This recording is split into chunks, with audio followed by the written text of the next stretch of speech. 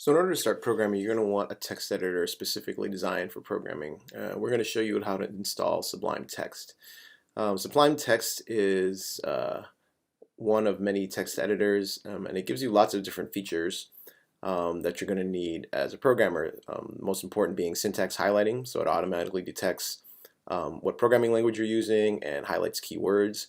You can see here it's showing you that you can edit with multiple cursors, something you can't do in Microsoft Word.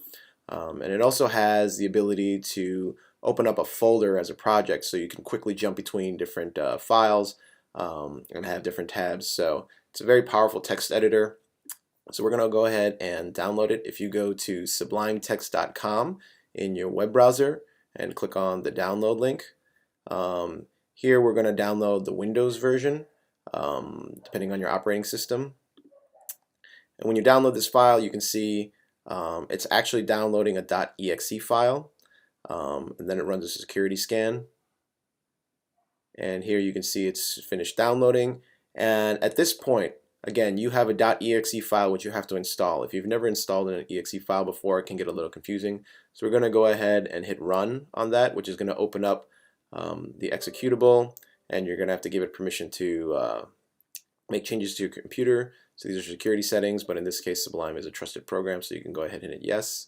And then you should see a wizard where it's just going to walk you through the steps. So I'll go ahead and click next, leave the default file name and location, hit next, add Explorer to Explorer context menu. We don't really need to do that. You can if you want to. That'll add it to your right click menu, and everything should be already set up to go. Okay.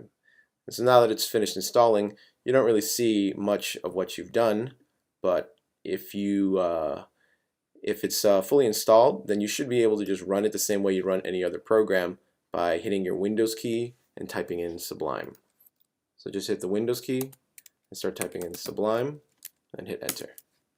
So this is Sublime. So now that you have Sublime installed, you can start using it as a text editor, and we'll go over some of the basic and more advanced features in a later screencast.